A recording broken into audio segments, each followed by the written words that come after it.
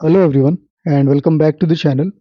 तो पिछले कुछ वीडियो से हम टॉपर्स की आंसर कॉपीज़ को कंपेयर करने की कोशिश कर रहे हैं और ऐसे में हमें काफ़ी कुछ सीखने को मिल रहा है। तो इस वीडियो में भी हम रैंक 1 और रैंक 6 की आंसर कॉपीज़ को कंपेयर करेंगे और उसमें क्या कुछ देखने को मिलता है वो आगे वीडियो में हम देखेंगे। उसके पहले कुछ बेसिक डिटेल्स की बात कर ली जाए तो ये रैंक 1 है आदित्य श्रीवास्तव और ये रैंक 6 है सृष्टि दबस। इन दोनों की आंसर कॉपीज़ को हम कंपेयर करने वाले हैं। ये आंसर किस चीज़ का होने वाला है?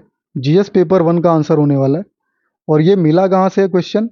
तो विजन आईएएस की अभ्यास सीरीज होती है, वहाँ से ये क्वेश्चन पेपर डाउनलोड किया हुआ है और ये इन दोनों ने सेम डे अटेम्प्ट किया था, तो इनके दोनों के क्वेश्चन भी सेम है, तो ऐसे में कंपैरिजन और बेहतर हो जाता है। तो ये कुछ बेसिक डिटेल्स थी। ये क्वेश्चन हमने ऑलरेडी कंपेयर कर लिया। इसके बाद का क्वेश्चन हम देखेंगे, क्वेश्चन नंबर 7। ये क्वेश्चन ज्योग्राफी से रिलेटेड होने वाला है अगर सिलेबस की बात करें तो क्वेश्चन क्या कह रहा है? क्वेश्चन कह रहा है discuss why the Bay of Bengal is more prone to cyclones than the Arabian Sea. Also explain the reasons for the decrease in frequency of tropical cyclones during the south west monsoon season. ये question है और इसका answer दोनों ने अलग तरीके से approach किया है। अलग तरीके से का मतलब कि इंट्रो को दोनों ने अलग तरीके से अप्रोच किया। क्वेश्चन की डिमांड क्या है? एकदम क्लियर है। पहला पार्ट ये है कि बे ऑफ बंगाल जो है वो साइक्लोन्स वहाँ पे ज़्यादा क्यों आते हैं अरेबियन सी से, और दूसरा पार्ट है कि उसके साथ साथ ये भी एक्सप्लेन करो ये साउथ वेस्ट मानसून सीजन में इन साइक्लोन्स के फ्रीक्वेंसी कम होने का रीज़न क्या है। ये दो पार्ट है और इन दोनों पार्ट को एड्रेस करना है। बेसिक सा स्ट्रक्चर फॉलो किया दोनों ने ही, और यही होना भी चाहिए, इंट्रो, बॉडी और कंक्लूजन। वैसे तो इसमें कंक्लूजन की ज़रूरत नहीं है, लेकिन फिर भी हमें देखने को मिला दोनों ने ही वो चीज़ की है। तो अब आंसर्स को देखते हैं। ये रैंक 1 का है, ये रैंक 6 का है। इंट्रो में इन्होंने क्या किया है? इन्होंने बताया in the past 120 years only 14% cyclones have originated in the Arabian Sea and rest in Bay of Bengal. इन्होंने क्लियरली यहाँ पे मेंशन कर दिया है जो पहला वाला पार्ट था कि ज़्यादा प्रोन क्यों है, तो इन्होंने उसको और अफर्म किया है कि नहीं ठीक है, पास्ट के रिकॉर्ड देखा जाए तो इससे भी पता लगता है कि ये चीज़ जो है सही है। वहीं पे इनके इंट्रो की बात करें तो इन्होंने इंट्रो में क्या किया है, साइक्लोन्स की डिफिनेशन दे दी है कि ये साइक्लॉस वर्ड से जो है, टर्म से जो है डिफाइन हुआ है, इसका रूट जो है साइक्लॉस से निकलता है। फिर इन्होंने उसके बारे में बताया कि कैसे प्रेशर एरियाज में स्वर्लिंग होती है, उसकी वजह से साइक्लोन्स आते हैं सर्कुलर मोशन में जब होती है तो ये वाला जो इंट्रो है ना वो क्वेश्चन के अकॉर्डिंग उतना फिट नहीं बैठता अगर इसकी बात करें तो। इसके बाद डायरेक्ट ये क्वेश्चन पे दोनों जंप करते हैं और ये क्लियरली हेडिंग मेंशन करते हैं दोनों ही कि ऐसा क्यों हो रहा है, इसका रीज़न क्या है। तो ये पॉइंट्स देते हैं कुछ, यहाँ पे इन्होंने 5 पॉइंट्स दिए हैं और यहाँ पे इन्होंने भी 5 पॉइंट्स दिए हैं। अब इसमें रैंक 1 के अगर आंसर को आप देखोगे और अगर पिछली वीडियोस आपने देखी है तो आप क्लियरली रिलेट कर पाओगे जो मैं कहने वाला हूँ। रैंक 1 का एक पैटर्न हमने देखा था कि वो 4 पॉइंट्स देते थे किसी भी टॉपिक के या फिर किसी भी एरिया को एड्रेस करना होता है। तो इसमें क्लियरली हम देख सकते हैं कि उन्होंने वो लिमिट एक्सीड की है और इनके पॉइंट्स में वो क्लैरिटी भी नहीं दिखेगी। इससे क्लियरली पता लगता है कि उस तरीके की नॉलेज इस टॉपिक को लेके इनको नहीं है जैसी इनकी बाकी और आंसर्स में दिखती है। तो अगर इन पॉइंट्स की बात करूं तो यहाँ पे क्लियरली दिखता है कि पॉइंट को ये शॉर्ट रख रहे हैं। शॉर्ट रखने के साथ साथ बहुत ही बेसिक पॉइंट्स ये दे रहे हैं।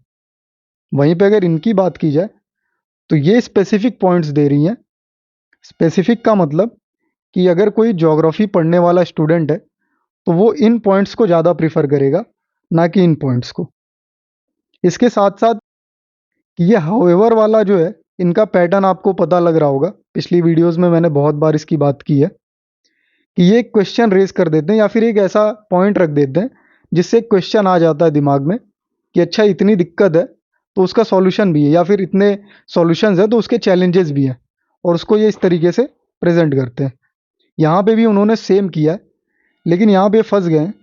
ये एक पॉइंट इन्होंने कहाँ पे और क्यों एंट्री की है इसकी वो क्लियरली पता नहीं लग पा रहा है।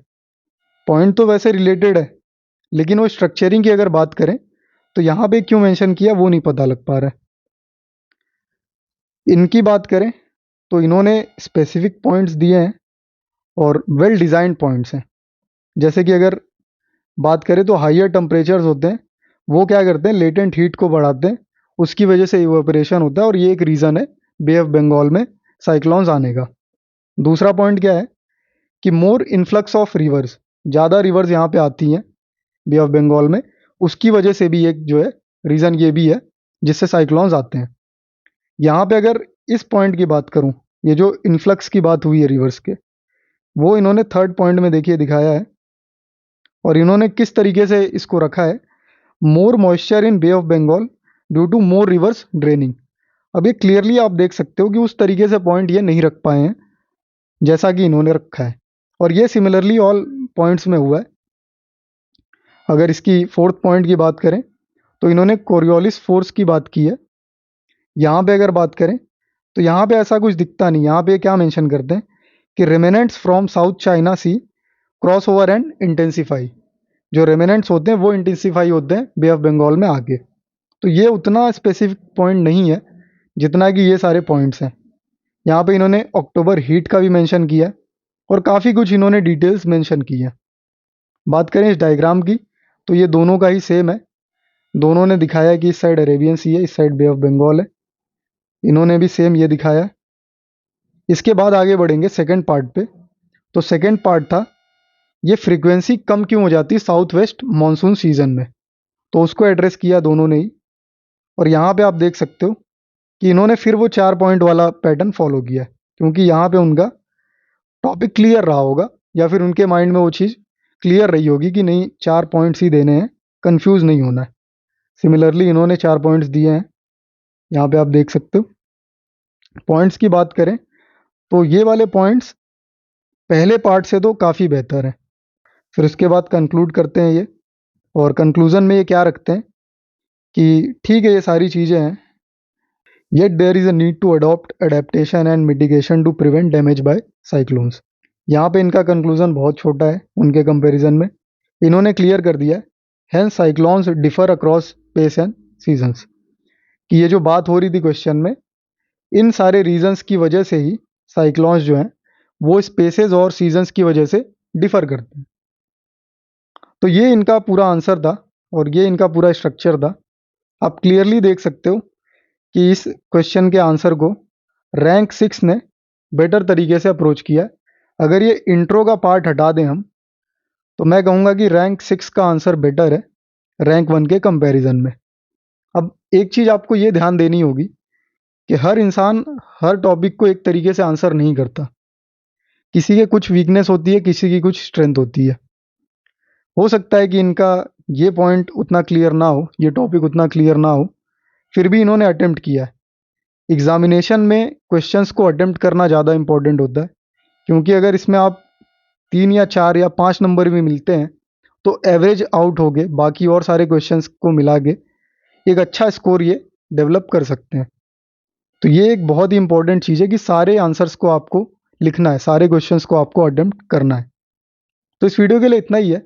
आई होप कि आपको काफ़ी कुछ क्लियर हुआ होगा, और अगर आपका कोई डाउट है तो आप कमेंट सेक्शन में पूछ सकते हो, या तो फिर टेलीग्राम ग्रुप ज्वाइन कर सकते हो और मैं आपसे वहीं मिलूंगा। और उसके साथ साथ एक और चीज़ है, ये जो सीरीज़ चल रही है आंसर कंपैरिजन की, आप ये किस तरीके से चाहते हो ये आप मुझे कमेंट सेक्शन में बता सकते हो। क्या हम टॉपर्स को कंपेयर करें? पहला तो ये कर सकते हैं हम। सेकंड ये कर सकते हैं कि सब्जेक्ट वाइज कर दें इसको, सेकंड ये हो सकता है।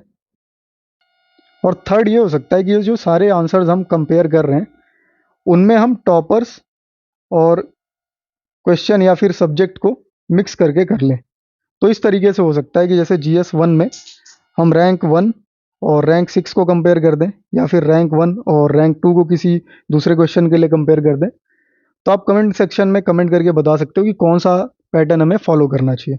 बाकी इस वीडियो के लिए इतना ही है, और अगर आपका कोई डाउट है तो टेलीग्राम ग्रुप ज्वाइन कर सकते हो। मैं आपसे वहीं मिलूंगा।